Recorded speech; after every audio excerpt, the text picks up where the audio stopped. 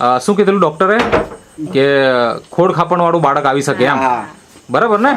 અને શું કીધું તમને, દવા કરવી પડશે કે શું કીધું પછી એમણે? તે પાડે લખવું પડશે એમ. ઓહો હો, મતલબ 6ઠા મહિને. અચ્છા, ગર્ભપાત કરવો પડશે એવું કીધું. મતલબ 9મા વર્ષે, લગ્નના 9મા વર્ષે તમને મળ્યો, બરાબર ને? તો ખરેખર ભગવાનની કૃપા કહેવાય. નમસ્કાર દર્શક મિત્રો, આજે આપણે એક એવા દંપતીને મળવા માટે આવ્યા છે કે જેમને ત્યાં સંતાન પ્રાપ્તિની સમસ્યા હતી, અને આવી સમસ્યાઓ આજે દિન પ્રતિદિન આપણા આસપાસમાં અથવા આપણા ઓળખાણમાં કે આપણા સમાજની અંદર આજે આવી સમસ્યાઓ વધી રહી છે. અને આજે એમને ત્યાં બહુ જ સુંદર પરિણામ ઓલરેડી મળી ચૂક્યું છે. તો એમને એ પરિણામ કેવી રીતે મળ્યું અને એમને શું સમસ્યાઓ હતી, અને આપણે એમના પરિચય સાથે આ બધી માહિતી આપણે આજે જોઈશું અને જાણીશું. તો સૌપ્રથમ તમારો પરિચય આપજો. શું નામ છે તમારું? રસિકભાઈ કિરણભાઈ. રસિકભાઈ કિરણભાઈ ચૌધરી. અને તમારું નામ? સરોજબેન રસિકભાઈ ચૌધરી. હવે મને એ જણાવો કે તમારા લગ્ન કયા વર્ષે થયેલા? 2017માં. 2017માં. અને અત્યારે ચાલે છે 2026. એટલે 9 વર્ષ થઈ ગયા એમ કહેવાય ને, બરાબર ને?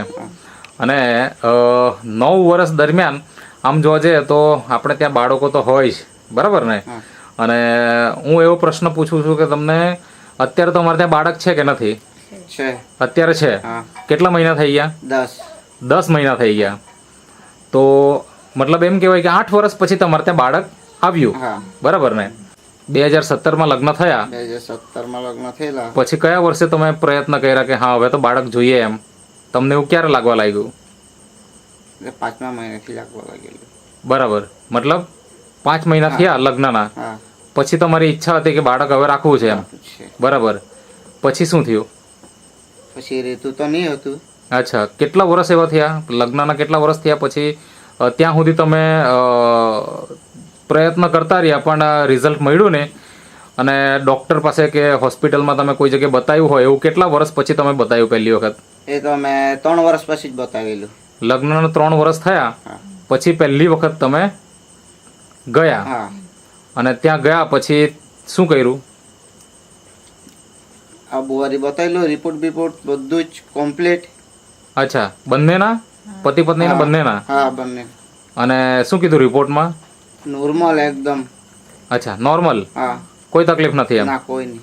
પછી દવાઓ આપી કે શું કર્યું? દવા આપેલી. કેટલા મહિના વાપરી? આપેલી એના માટે.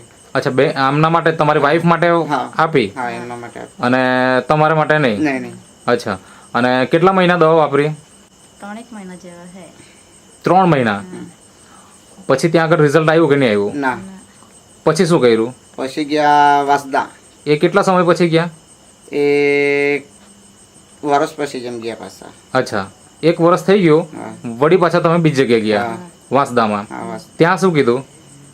ત્યાં એક નોર્મલ જ બધું બતાવે, કમ્પ્લીટ બતાવે. એટલે બંને જગ્યાએ તમે જ્યાં પણ ગયા ત્યાં તમને કીધું કે નોર્મલ છે એમ?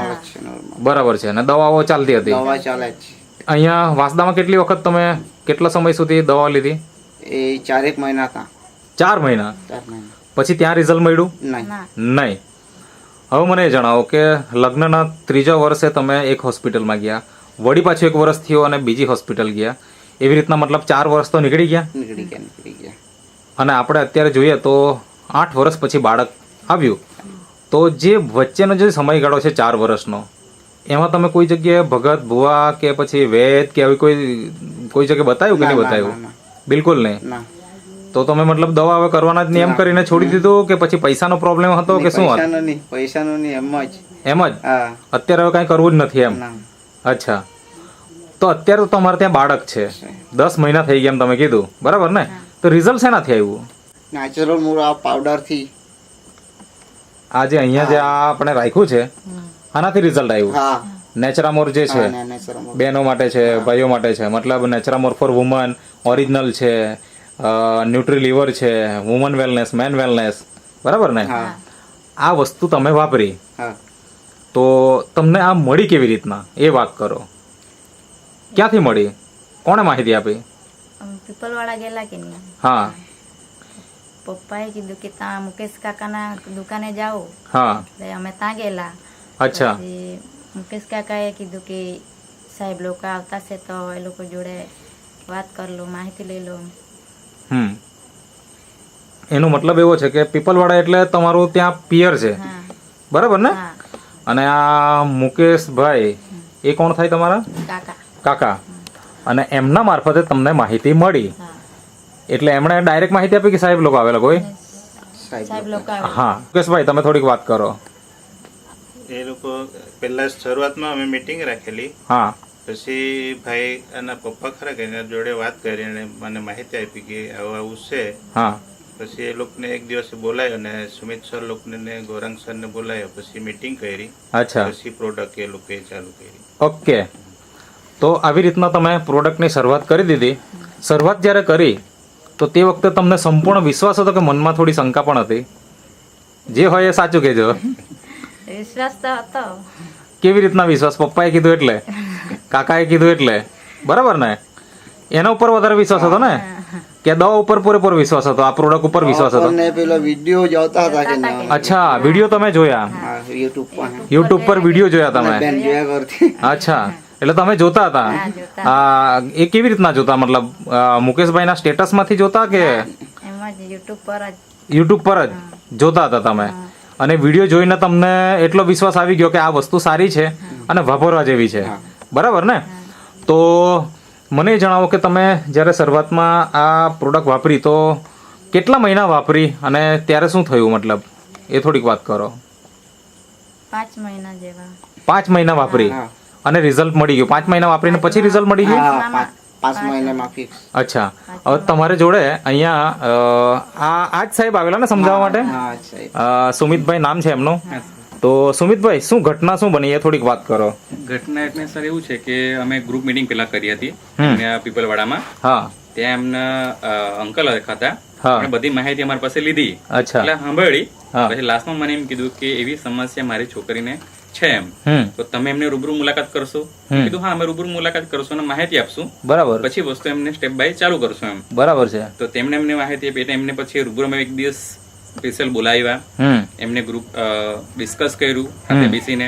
તો ત્યાં સમસ્યા જાણવા મળી કે આ રીતને એ લોકો બધી હોસ્પિટલોમાં દવા વાપરે છે, અચ્છા. પણ વીક પોઈન્ટ શું હતો કે બધી જગ્યાએ બહેનોને મોસ્ટ ઓફલી દવા આપતા ને ભાઈઓને ત્યાં દવા આપેલી જ નહીં એમ. બરાબર, એટલે આ જે દંપતી છે એમાં બેનને દવા આપતા હા. પણ ભાઈને દવા નહીં આપતા. નહીં આપતા એમ. ઓકે. તો ત્યાં પછી એવું થયું કે રસિકભાઈ મને કીધું કે આ કદાચ મારે લેવું જરૂરી છે એમ, અચ્છા. એટલે ત્યાંથી પછી એનું સ્ટાર્ટ કરાવી એમ. ઓકે. હા, અને એમાં બનાવ એવો બન્યો હતો કે જે સમયે એમને ડિલિવરી થવાનો હતો તે સમયે 6મા મહિને કે 7મા મહિને એમને ડોક્ટરે એવું કીધું હતું કે તમારું બાળક અપંગ આવશે એમ. ઓહો. એટલે મેં એમને કીધું કે તમે ગભરાતા નહીં પહેલા તો. કેમ કે Okay. જો આપણો પાવડર ડિલિવરી પછી પાવડર ચાલુ રહી છે, તો સવાર સાંજ પાવડર ચાલુ હતો. હા. મેં એમને એમ કીધું કે તમે બપોરના બી તમે પાવડર વધાવી દો એમ, ઓકે. એના 3 ટાઈમ તમે પાવડર કરી દો એમ. જે સમયે એમની ડિલિવરી થઈ તે સમયે બાળક એકદમ હેલ્ધી. બરાબર. તે સમયે મને એમને વિડીયો બી મોકલેલો હતો કે અત્યારે બાળક બરાબર છે, હેલ્ધી છે એમ, એવું એમ. ઓકે.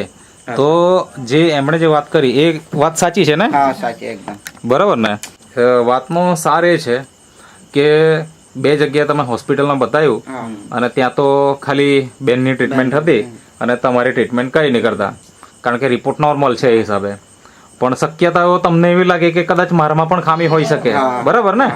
અને એના હિસાબે તમે નેટસફની જે પ્રોડક્ટ જ્યારે લીધી તો પતિ પત્નીએ બંને જ વાપરવાનું ચાલુ કર્યું બંને. અને 5 મહિના વાપર્યા પછીથી તમને ત્યાં પ્રેગ્નન્સીનું રિઝલ્ટ મળી ગયું, બરાબર ને?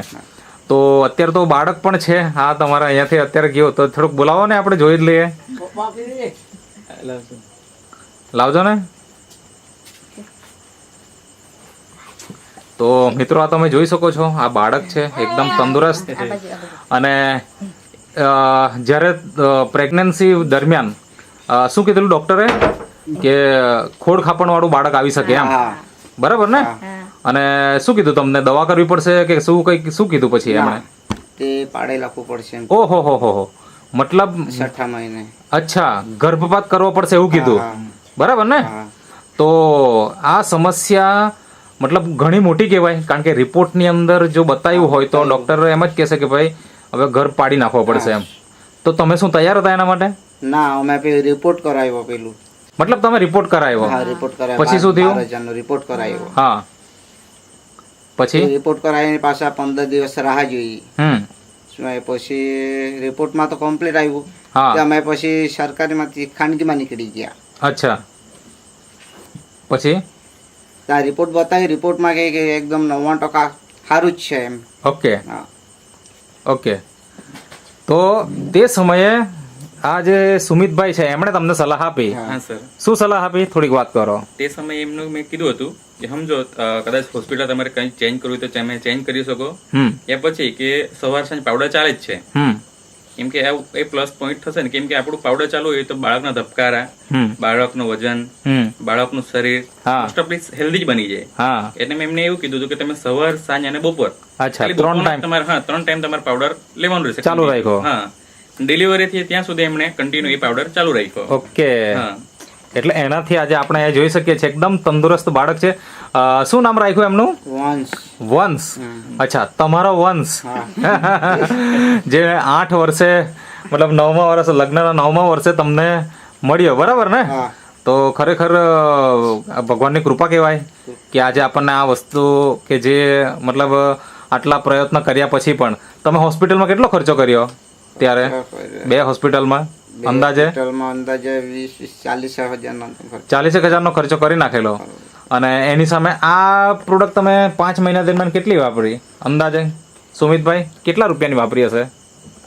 એ કમસે કમ એમનું સર 25 થી 30 હજાર રૂપિયાનું એમનું યુઝ કર્યું હશે એમને. અચ્છા, કેમ કે એન્ડ સમયમાં એમને થોડીક પૈસાની તકલીફને લીધે એ લોકો પ્રોડક્ટ સ્ટોપ બી કરવાના હતા. અચ્છા, પણ મેં એમને કીધું કે સમજો કે આટલા સમય સુધી તમે દવા લીધી જ છે, હા તો શરીરમાં તમને અસર કરી ચૂકી છે. હા, બરાબર થોડોક છે, સમય તમે થોડું યુઝ કરી લો એમ. બરાબર છે, જેથી એમને પછી અત્યારે પરિણામ મળી ગયું. મળી ગયું છે, બરાબર. તો મિત્રો, તમારે આજે આ દંપતી જોડે કોન્ટેક્ટ કરવો હોય અને આવું રિઝલ્ટ તમારે મેળવવું હોય તો એમનો સીધો સંપર્ક પણ કરી શકો છો. તો તમારો ફોન નંબર બોલજો ને. 63 52 11 75 75. ઓકે, અને તમને જે આ પ્રોડક્ટ આપનાર વ્યક્તિ જે અહીંયા બેસેલા છે મુકેશભાઈ, તમારો પણ નંબર બોલો જેથી કોઈ મિત્ર તમને પણ સીધો સંપર્ક કરવો હોય અને ટ્રીટમેન્ટ લેવી હોય તો લઈ શકે. 90 167 90 167 94 560. 94 560. અને તમને જે યોગ્ય સલાહ સૂચન આપનાર વ્યક્તિ કે જે અહીંયા બેસેલા છે સુમિતભાઈ, હા સર, તો તમારો પણ કોન્ટેક્ટ નંબર આપો. 88 88 49 49 42 8133. 8133. ઓકે, તો મિત્રો તમે જોઈ શકો છો આ દંપતીની ખુશી. 9 વર્ષે જ્યારે બાળક આવે તો ખરેખર ઘરમાં ખુશીઓ તો આવવાની જ. અને વંશ આપ્યો છે એમને અને નામ પણ વંશ રાખ્યું છે. તો એ વંશ વેલો આગળ વધારશે અને જીવનમાં ખૂબ પ્રગતિ કરે અને માતા પિતાનું નામ રોશન કરશે એવી ઉમ્મીદ સાથે આપણે આજનો વિડીયો અહીંયા સમાપ્ત કરીએ છીએ. તો તમે જે ઇન્ટરવ્યૂ આપ્યો તે બદલ તમારો ખૂબ ખૂબ આભાર.